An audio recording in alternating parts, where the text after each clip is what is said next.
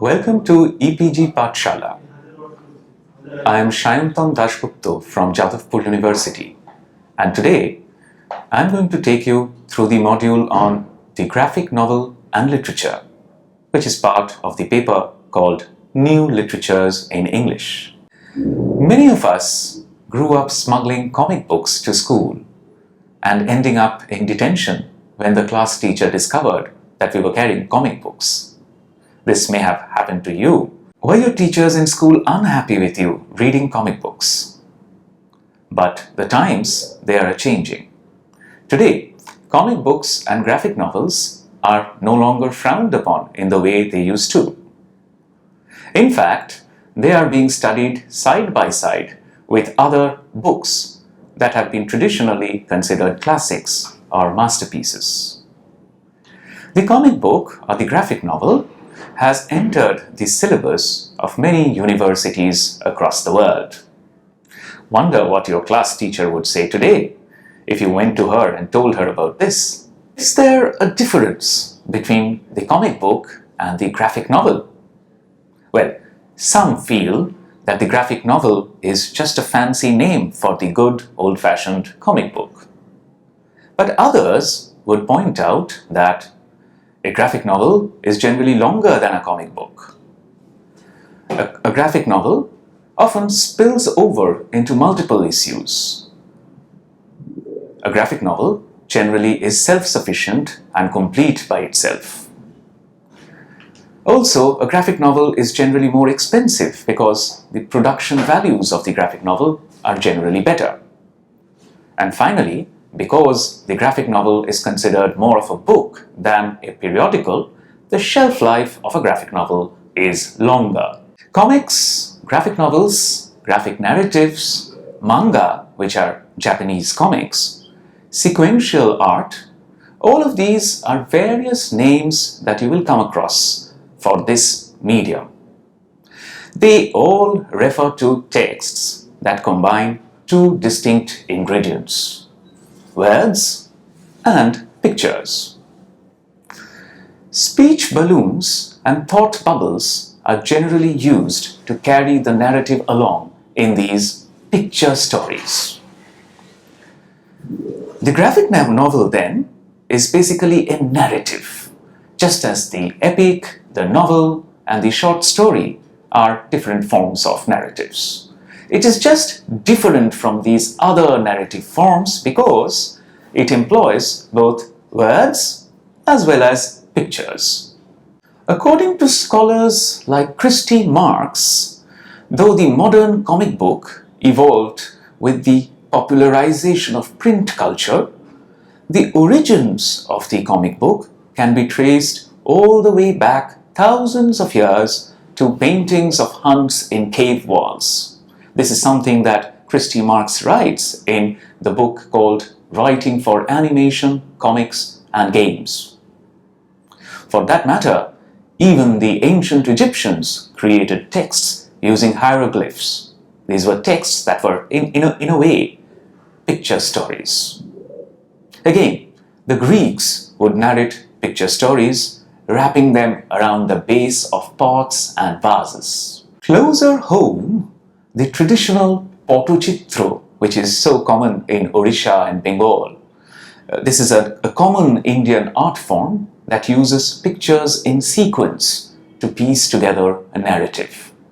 The Pottochitro is scroll painting, basically. That also can be called a kind of sequential art, a kind of graphic narrative. One of the watershed events in the history of the picture story happened when a comic strip was published. It was called The Yellow Kid and His New Phonograph.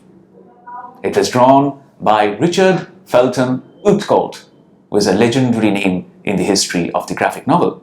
Yellow Kid was published in 1896 in a weekly comic supplement called American Humorist that came with the New York Journal.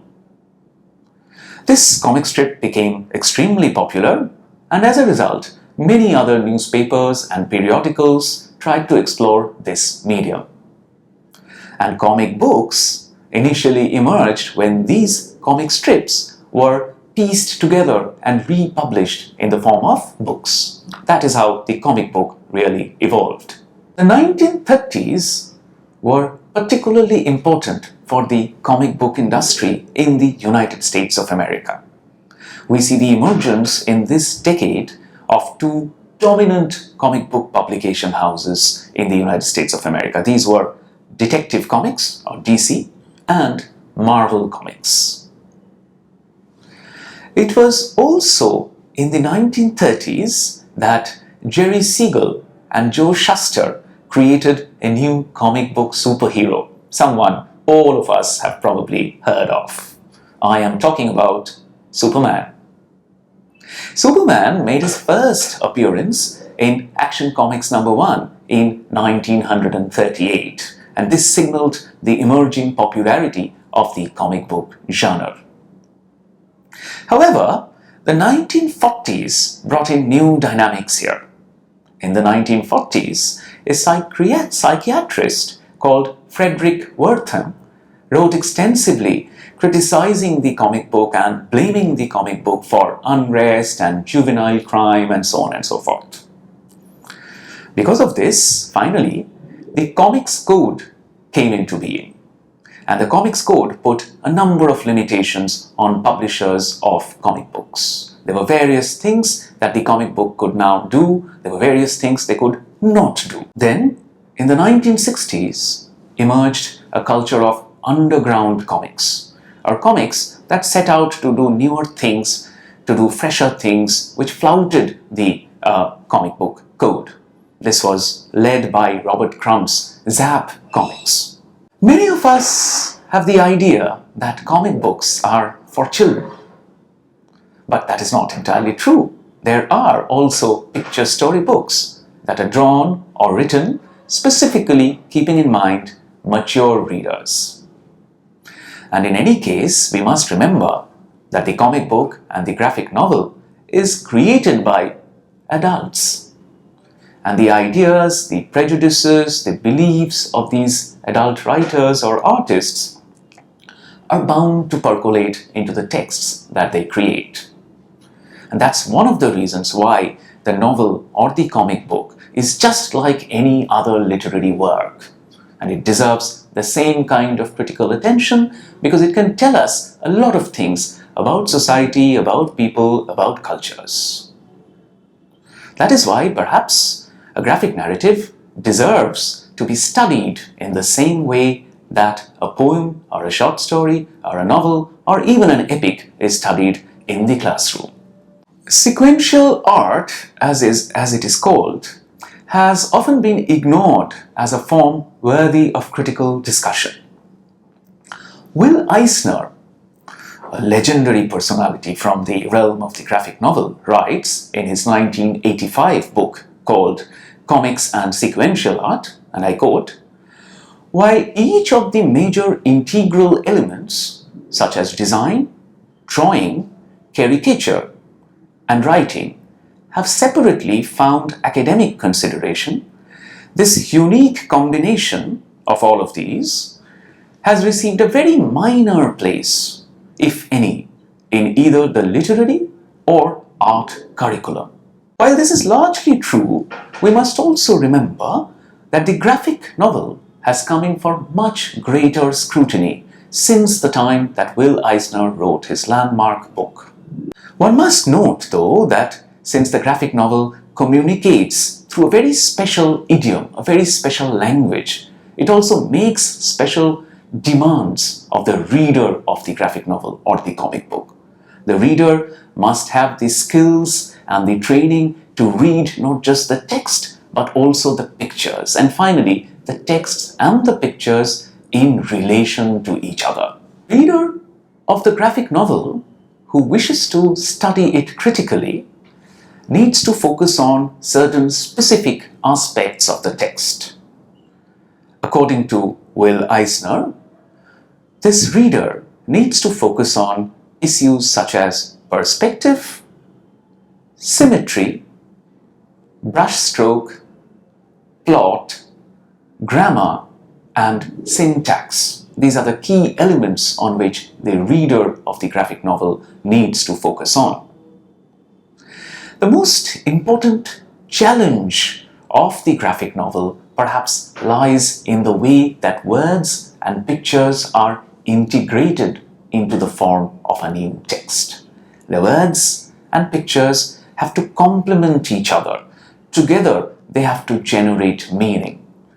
Very often, it is the picture that takes the narrative forward. The images take the narrative forward, and the words are often there only to serve as commentary to what is being depicted through the images. So we cannot really think of the graphic novel merely in terms of the texts or the language or the words that it incorporates. One has to look at the pictures and read the pictures critically as well. As in the US-American tradition, in the French tradition too, the comic strip, or the bande dessinée as it is called in French, had to struggle for years on end before it received the kind of attention and critical legitimacy that it finally has got today. The idea was traditionally that the bande dessinée was not worth of being studied in that sense. It was not worth the critical attention that other literary texts demanded. The Centre National de la Bande Dessinée, the French National Bande Dessinée Centre, claimed that the French tradition went further back than the US Yellow Kid. Remember the Yellow Kid volume that we were mentioning? The French organization champions the contribution of a person called Rodolphe Toffler, who was a Swiss, and whose L'Histoire de Monsieur Vieux-Bois was written all the way back in 1827. So that's much further back than the Yellow Kid. This organization argues that Toffler had combined images and words in what may be called a sequential art form, and therefore deserves the credit of having been one of the pioneers of this tradition, of this genre, of this medium. The 1930s, we have already discussed, was a very fecund time for the US-American comic book industry. The same was true of the French context as well. In fact, the 1930s have often been called the golden age of the French bande dessinée tradition. Perhaps part of the reason for this also lay with the fact that a lot of US-American material was being republished in the French language, in French tradition, in the French translation during this decade. So that was perhaps one of the reasons why the French comic book industry got a boost in this decade, the 1930s. And of course, all of us must have heard of Hergé and his Tintin series, which is one of the most popular comic book / graphic novel series from the French tradition. So the Tintin series was extremely important for the French language graphic narrative tradition. Georges Remy, or Hergé, which was his pseudonym, began publishing his Tintin adventures in 1929. They first came out in a children's supplement which was called Les Petits Vingtièmes. This was basically a children's supplement to the Brussels-based newspaper, something that came out from Belgium, a newspaper called Le 20e Siècle. And it was in the children's supplement of this newspaper that the adventures of Tintin or Tintin first started appearing.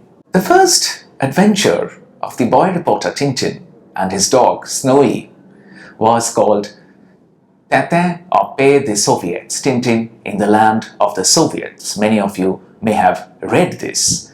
And the second adventure was Tintin in the Congo. These were the first two adventures of Tintin. One was to the Soviet Union, and the second one was into Africa, into the heart of Congo.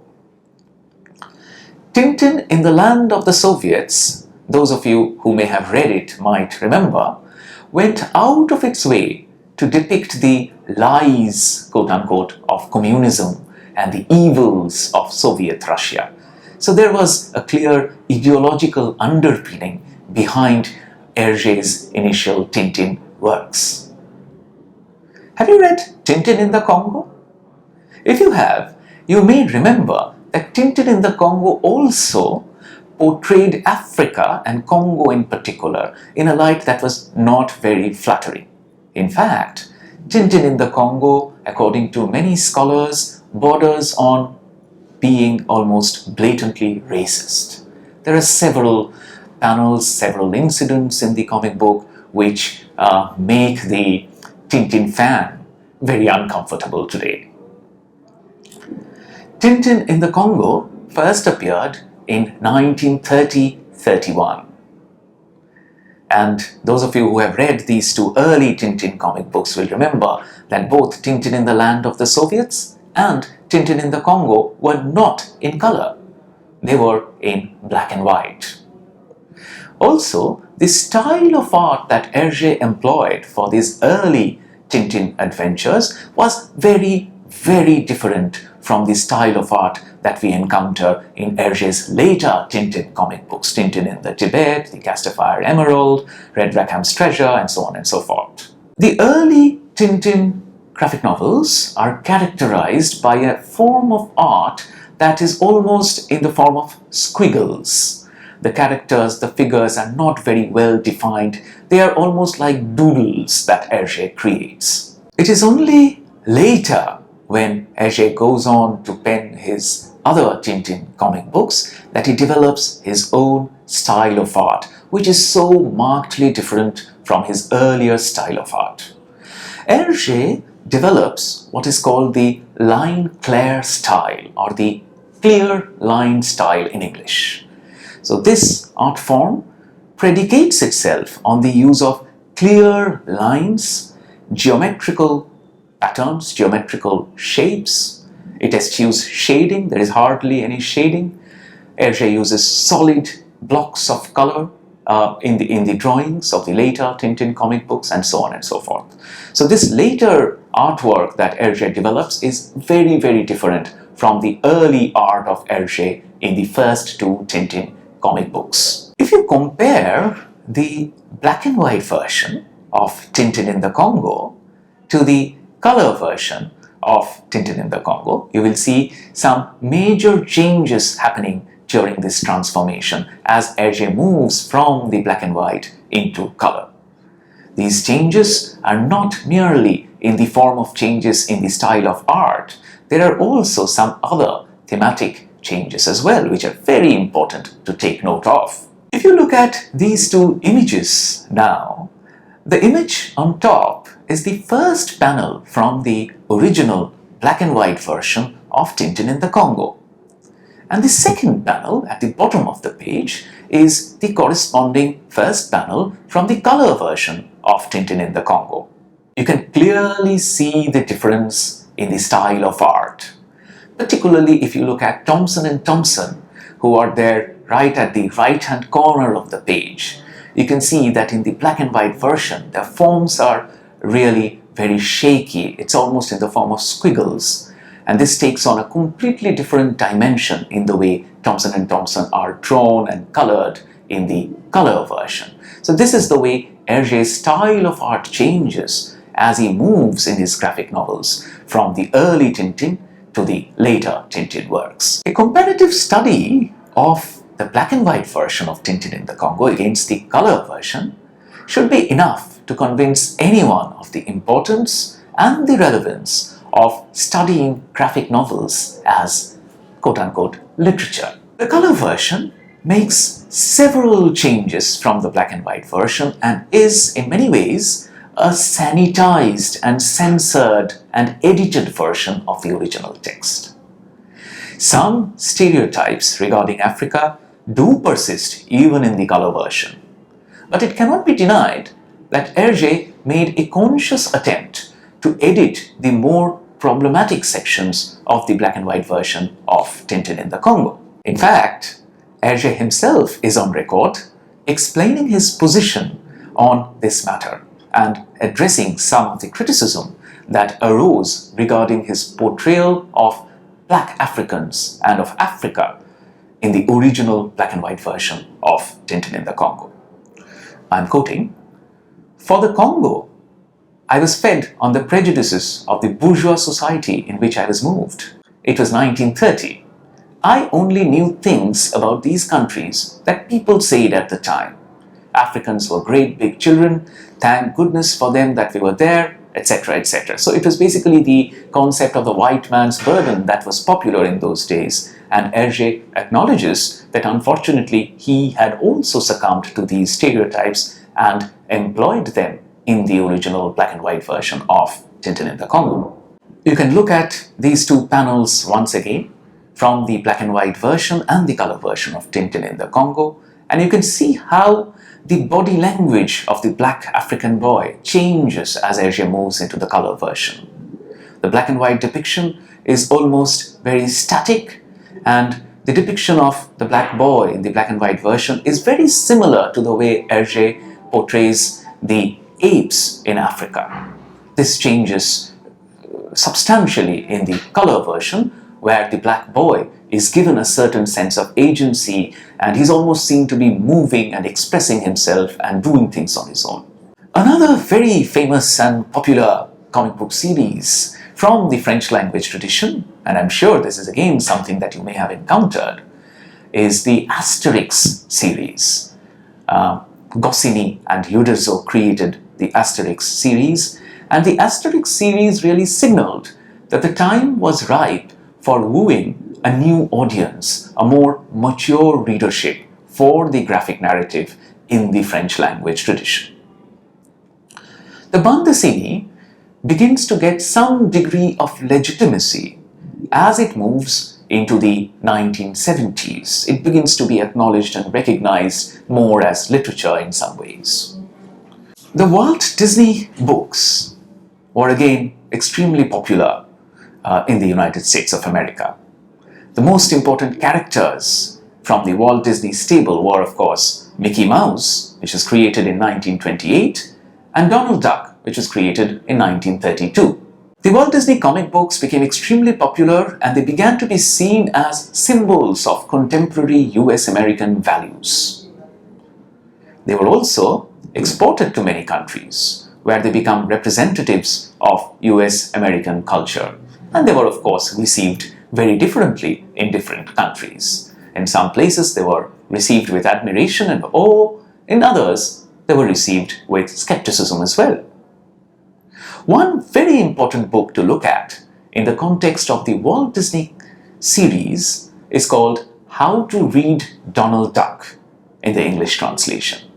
This book was originally written in Spanish, and it was written by two authors jointly, Ariel Dorfman and Armand Mattelart. This was a very important study because it took the graphic novel as the object of study and analyzed it critically, just the way any other literary work would be analyzed, the way you would do to a short story, a novel, or a poem.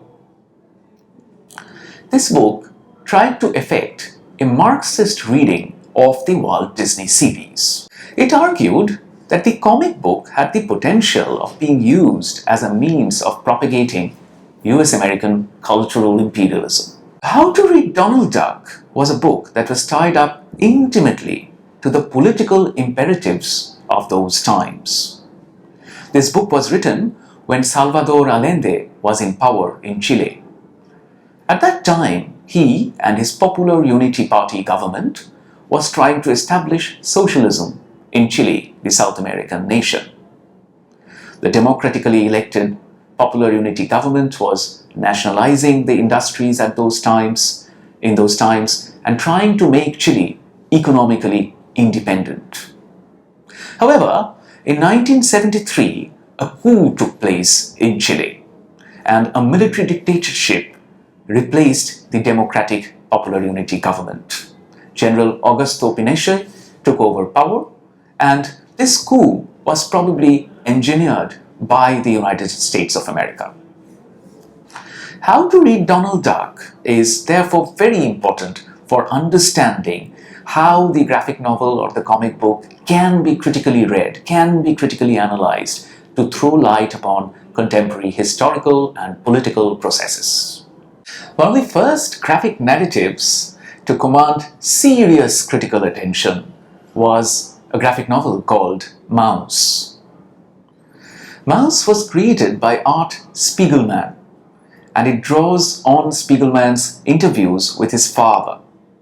His father, a Polish Jew, and his mother were victims of the Nazi excesses, and they somehow managed to survive the Holocaust. Spiegelman's parents' experiences in the Nazi concentration camps during World War II, and also what happens after that, all of these things work their way into the graphic narrative. Mouse uses an innovative technique and deploys bestial imagery depicting the Jews, for instance, and as mice, and so on and so forth. This is a work that merges the public history of the Holocaust with the personal history of Vladek and Anya, Art's parents. Art's technique in Mouse has also influenced many other writers and artists.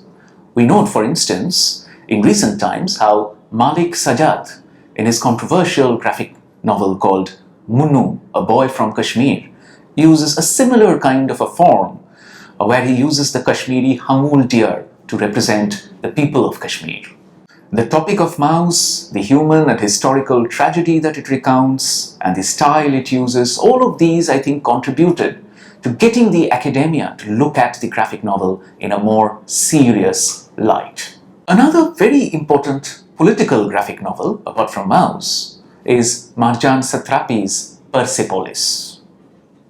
Persepolis was a graphic novel that was written originally in French and published between 2000 and 2003. Again, this is a graphic novel that has been extremely influential as far as the political graphic novel genre is concerned.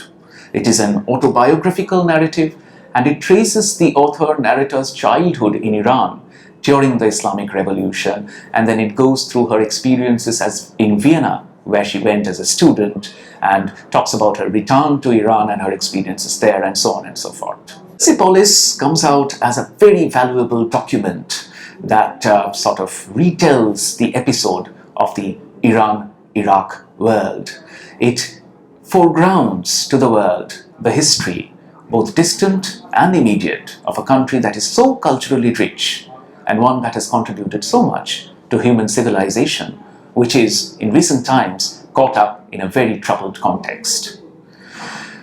Persepolis and Mouse both belong to a genre that has become more and more popular in recent years. You can cite many examples of the political graphic novel which focuses on historical and political contexts as the primary area of focus. One can talk about Vishwajyoti Ghosh's Delhi Calm, which focuses on the emergency period in India. One can talk about Joe Sacco's Palestine, which talks about the lives of people in the territories of Palestine. One can talk about Alan Moore and David Lloyd's V for Vendetta, which evokes this context of a post-nuclear war UK. All of these can be taken to be part of this genre. There is another very interesting graphic novel that I would like to mention, which is called The Photographer into War-Torn Afghanistan. This is a text that combines photographs, artwork, and texts in its attempt to come out as a graphic novel. Among the US-American picture storybooks, one series that has attained almost cult status is the Sandman. The Sandman is of course culled from mythology, and it represents another strand in the history of the graphic novel. Mythology and fantasy, they have always been very important elements of the graphic novel. In the Indian context, one remembers the Amar Chitra Katha, a series that employed Indian mythology in a very big way. But the objective there was probably different. Anand Pai started the Amar Chitra Katha specifically with the objective of ensuring that Indian children could fight off cultural amnesia, that Indian children could be more aware of their mythology and legends. In recent years, particularly, mythology and science fiction have come together within the folds of the Indian graphic novel. We have seen many such endeavors in the Indian industry, which is actually going through an going through a very exciting phase today. One can talk about Amruta Patil's graphic novels, Adi Parva, Churning the Ocean, which came out in 2012, and Shoktik, Blood and Flowers, which came out in 2016. Both of these graphic novels take mythology as their starting point, just as Ramayana 3392 AD does. It's a graphic novel series that is based on a post-apocalyptic context, and it takes on the Ramayana as its starting point. There are strong traditions of the picture story in other Asian countries as well. Japan, for instance, I have already mentioned. It has this tradition of the manga narratives. And one of the most popular artists from Japan is Osamu Tezuka. Osamu Tezuka has this epic 14-volume series in Japanese, which came out in English as an 8-volume series. It was called Buddha. So this entire set focuses on the life of Buddha, the teachings of Buddha, and different discourses related to Buddhism. So you can imagine what kind of an enriching study it would be if one were to study these graphic novels in comparison to other more mainstream literary texts on the Buddha and on Buddhism. It could be a fascinating comparative reading that again highlights how and why the graphic narrative needs to be studied as literature. One of the most exciting ventures of recent times, as far as the graphic novel from South Asia is concerned, was called This Side, That Side, Restoring Partition. This was a very exciting venture because it brought together writers and artists from India, Pakistan, and Bangladesh who collaborated to publish these graphic narratives, which all focused in some way or the other on partition and its repercussions. Imagine how exciting it would be to study these graphic narrative texts on partition in comparison with other more mainstream texts on partition, like Saadat Hasan Manto's short stories, and so on and so forth. This module is on the graphic novel and literature. And in this module, we try to understand how the graphic novel can be studied as a work of literature in comparison to other works from other literary genres. We try and see how it can be very exciting to study comic books and graphic novels side by side with short stories, novels, epics, and so on and so forth.